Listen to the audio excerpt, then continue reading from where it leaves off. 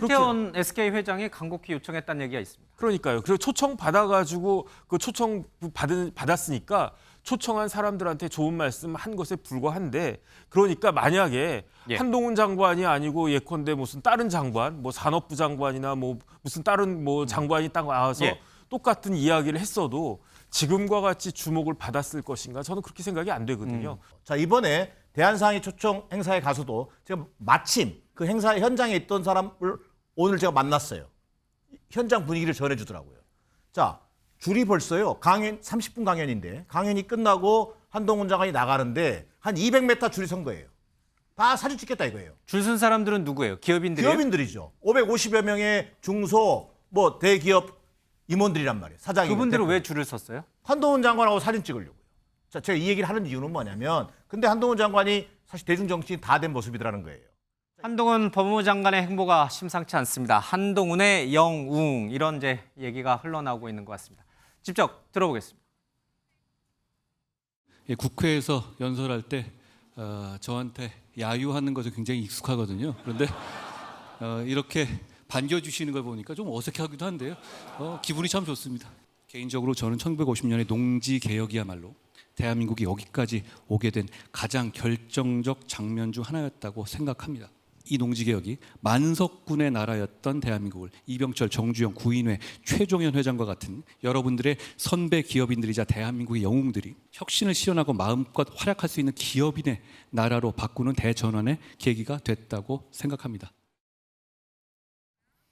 한동훈 장관이 지난 주말 굉장히 바쁜 일정을 소화했습니다. 제주에서 열리는 대한상의 주최 포럼에 참석해서 강연을 했고요. 그 자리에서 우리 기업인들에게 영웅이라는 표현을 좀 쓰기도 했고, 그전에는 이 호남에 있는 조선소를 방문해서 외국인 노동자의 어떤 비자 문제라든지 여러 가지 현안을 좀 다뤘습니다. 행보가 너무 광폭이다 보니까 어떤 다른 의미가 숨어 있는 거 아니냐 이런 해석도 좀 나오는 것 같습니다. 정희진 변호사님. 네네. 법무부 장관은 조선소 방문해서 외국인 노동자, 지금 조선소의 인력난 문제가 굉장히 심각하지 않습니까? 네네. 외국인 노동자를 데려오고 싶어도 비자 문제라든지 입국 절차라든지 여러 가지 문제로 인해서 외국인 노동자를 바로바로 데려오기도 좀 어려운 상황입니다. 지금 곡소리가 날 정도로 인력난을 겪고 있는데, 네네. 외국인 노동자 문제는 법무부 장관, 법무부의 주요 이제 현안이기도 하죠. 네네. 자, 법무부 장관이 이 조선소를 방문하고 또 대한상의 포럼에 가서 기업인들 앞에서 기업인들 기를 살려주는 발언을 하고, 이런 것들이 그동안 우리가 법무부 장관들, 역대 법무부 장관들에게선 볼 수 없었던 아주 새로운 모습인가? 아니면 당연히 법무부 장관으로서 충분히 할 수 있었던 모습인가? 네네. 만약 새롭다면 그 새로움의 뒤에는 무엇이 숨어 있는 것인가? 대권, 총선, 뭐 그런 얘기까지도 나오는 모양입니다. 일단 제가 봤을 때 한동훈 장관 개인의 굉장히 인기와 관심사가 아주 집중이 됐기 때문인 거죠. 왜냐하면 정부 조직법을 보면 법무부가 하는 것이 검찰 말고 행정, 교정 업무 있지 않습니까? 교도소. 그다음에 이제 인권옹호, 출입국 관리 이렇게 있어요. 그런데 지금 문제가 되고 있는 것은 외국인 노동자 관련된 거 아니겠습니까? 인력난을 해결해야 되고 인력난 해결하기 위해서 외국인 노동자 들어오는 게 필요한데 외국인 노동자가 들어오려면 그럼 비자가 있어야 된단 말이에요. 뭐 E9 같은. 그럼 비자 관련한 업무를 총책임자가 누구냐? 한동훈 법무부 장관이라는 거죠.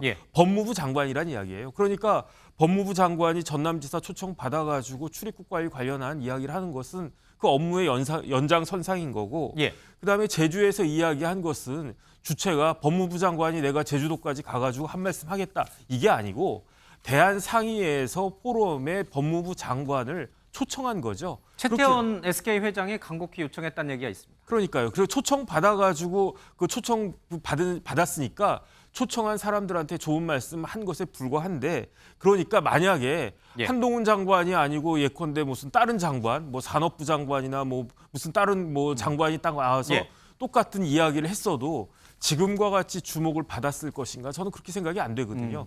결국은 한동훈이니까 저렇게 이야기를 해도 많은 사람들이 관심을 갖고, 한동훈이니까 한마디를 해도 이렇게 해도 해석이 되고 저렇게도 해석이 되고, 그만큼 지금 정부에서 한동훈 법무부 장관의 위상이 저 정도가 되는구나, 저는 그렇게 생각이 됐습니다. 제주도 간 거는 대한상의 포럼도 있습니다만은, 참석하는 것도 있습니다만은, 제주 4.3과 관련해서 직권재심 합동수행단 정책 점검차 간 것도 좀 있습니다. 그런데 이날 간 날이 7월 14일과 15일이에요. 그렇죠? 전국적으로 폭우가 내린 건 7월 13일 하루 전입니다. 그럼 법무부 장관도 폭우가 막 내리는데 이런 데 가면 안 되고 딱 지키고 있어야 됩니까? 이게 원래 우리나라 예. 재난안전관리법이 있어요. 거기에 어떻게 되어 있냐면 중앙재난안전대책본부장이 누구냐면 법무부 장관이 아니에요. 행안부 장관이에요. 맞습니다. 그다음에 그 중앙안전관리위원회가 있어요. 여기 위원장이 제일 높은 사람이거든요. 누구냐면 대통령이 아니에요. 예. 국무총리라고요. 예. 그러니까 정부의 일, 뭐 회사도 마찬가지 예. 아니겠습니까? 전결로 해가지고 이걸 최종적으로 책임을 지는 사람이 이렇게 따지면 대통령이 처음부터 끝까지 A부터 Z까지 다 해야 되잖아요. 근데 일을 그렇게 할 수 없으니까 이 부분에 있어서 최종적인 권한은 누구한테 있느냐? 예. 뭐 총리까지 있느냐, 장관까지 있느냐, 아니면 대통령까지 있느냐? 그게 법에 다 있단 말이죠. 예. 그렇기 때문에 이런 상황 가지고 법무부 장관한테까지도 그 책임을 묻는다? 이건 좀 틀린 거죠. 왜냐하면 그 도지사나 뭐 광역시장이나 지자체의 그 장 같은 경우에는 지자체를 할 수 있는 해야 하는 그런 예. 의무가 있지만 법무부 장관은 제가 말씀드린 것처럼 검찰 행영, 인권 옹호, 그다음에 출입국 관리 이렇게 4가지 위주로 예. 일을 갖다 하는 것이기 때문에 여기에 대해서까지 뭐 왈가왈부하는 것은 맞지 않다. 그렇게 알겠습니다. 판단됩니다. 정익진 변호사의 얘기를 들어보면 한동훈 장관의 이런 행보는 전혀 트집 잡을 만한 것도 없고 꼬투리 잡을 만한 것도 없다. 이렇게 이해가 됩니다. 그런데 왜 일부에서는 이 한동훈 법무장관의 이런 행보에 대해서 뭐 총선용이냐 대권 행보냐 이런 얘기들을 하는 것일까? 한동훈 장관의 얘기 하나만 더 들어보도록 하겠습니다. 제주에도 그런 얘기가 돕니까? 그래서 제가 뭘 하고 싶고 뭘 해야 된다? 그게 뭐가 중요하겠습니까? 저는 법무장관으로서 지금 제가 하고 있는 일을 더 열심히 더 선의를 가지고 할 수 있도록 그냥 하루하루 노력하겠습니다. 지역민과 국민을 잘 살게 하고 싶습니다. 국민을 안전하고 잘 살게 하는데 중앙정부와 지방정부 그리고 여당과 야당의 생각은 같아야 한다고 생각합니다. 내국인의 출산율 증가만으로 인구 위기를 해결하기에는 이미 늦었습니다. 저는 출입국 이민 정책에서 답을 찾아야 한다고 생각합니다. 정익진 변호사의 얘기를 들어보면 하나도 법무장관으로서 해야 하는 행보로서 하나도 이상할 게 없는 너무나 자연스럽고 또 당연히 해야 될 행보인데 지금 방금 들으신 한동훈 장관의 얘기 지역민, 국민 다 잘 살게 하고 싶다. 뭐 인구 감소, 이민 정책 이런 얘기도 좀 하고요. 뭐 여러 가지 광폭적인 어떤 그런 행보로 또 읽힐 수 있는 대목도 분명히 있습니다. 문제가 없는데 왜 정기남 교수는 문제를 자꾸 삼습니까? 제가 문제 삼았습니까? 이제 삼을 것 같아서 제가 미리 찔러본 겁니다. 그렇지 않고요. 문제 삼을 거죠. 문제를 제가 삼고자 하는 게 아니라 예. 한동훈 장관의 행보는 앵커께서 여러 번 강조하신 것처럼 광폭 행보인 것만은 분명해 보입니다. 자, 제가 광폭이라고 한 게 아니고요. 아니 언론의 사람들이, 평가죠. 예. 언론의 평가인데 일주일 새에 이를테면 전남, 제주, 이런 전국 각지를 돌았어요. 자, 그동안 근데 한동훈 장관의 행동이 보였습니까? 아마도요. 작년에 미국 FBI 방문했던가요? 그 예. FBI 방문 차원에서 해외 출장을 다녀온 것 정도 외에는 대외 활동이 거의 없었습니다. 예. 일부 언론사 초청 행사에 참석한 것은 언론에 보도된 바가 있습니다. 그러나 언론 행사에 갈 때도 일체 인사말을 하지 않았습니다. 예. 자, 그런데 지금 좀 전에 정익진 변호사 얘기처럼 뭐 법무부 장관의 업무를 쭉 나열해 주셨는데 그것과는 좀 동떨어진 것까지 지금 예. 언급을 하고 있어요. 자, 이번에 대한상의 초청 행사에 가서도 제가 마침 그 행사 현장에 있던 사람을 오늘 제가 만났어요. 현장 분위기를 전해주더라고요. 자, 줄이 벌써요. 강연 30분 강연인데 강연이 끝나고 한동훈 장관이 나가는데 한 200m 줄이 선 거예요. 다 사진 찍겠다 이거예요. 줄 쓴 사람들은 누구예요? 기업인들이에요? 기업인들이죠. 550여 명의 중소 뭐 대기업 임원들이란 말이에요. 사장이. 그분들은 왜 줄을 섰어요? 한동훈 장관하고 사진 찍으려고요. 자, 제가 이 얘기를 하는 이유는 뭐냐면 근데 한동훈 장관이 사실 대중정치인 다 된 모습이라는 거예요. 자, 일일이 사진 찍어주고 어디서 오셨습니까? 창원이면 창원과의 인연을 얘기하고 또 어디 고향이 또 뭐 마산이면 또 마산과의 인연을 얘기하면서 이런 모습을 보여주라는 거예요. 예. 자, 근데 이 얘기를 비판하고자 하는 것이 아니라 한동훈 장관의 이런 표정, 즐거워하는 표정 속에서 보여지는 것은 자, 대중들의 박수, 환호 여기에 좀 저는 이제 취해가고 있다. 예. 자, 그리고 또 하나 정치적으로 본다면 본인이 지금 법무부 장관의 역할을 하고 있지만 이런 기업인들까지 관계를 확장하고 있는 것은 자연스럽게 대중 접촉면을 넓히면서 예. 총선이든 어떤 정치적 일정에 대해서 본인이 언제든지 결심하면 소프트 랜딩 할 수 있는 여건을 만들려고 하는 그런 정치적 의도 또한 저는 보여진다라는 것이 제 평가입니다. 자, 그것을 좋다 나쁘다의 문제가 아니라 하나 제안을 하고 싶거나 또 조언을 한다면은 예. 자, 법무부 장관 본연의 업무로 국회에서 또 국무위원으로서 평가받고 또 역할을 하는 것을 통해서 국민적으로 박수받는 것이 더 중요하다. 그러니까 대중 정치인처럼 행보하면서 예. 그 박수에 취해서 만약에 이렇게 가는 모습으로 계속된다면 국민적 동의가 지속되기는 저는 어렵다는 판단입니다. 한동훈 장관이 그동안 법무부 장관 취임 이후에 거의 제 기억으로는 단 한 번도 언론 인터뷰에 응한 적이 없고 대중 강연에 나선 적도 없죠. 이번이 거의 처음이죠. 그렇죠. 예. 저는 아니 이제 우선 이제 말씀을 듣고 보니까 한동훈 장관이 대단하구나. 민주당에서 큰일 나겠는데 경계심을 막 경각심을 갖고 굉장히 쳐다볼까 느낌이 들었는데 제 눈에 띈 대목은 한동훈 장관의 한국 현대사 평가 부분이 한번 보세요. 이승만 농지 개혁.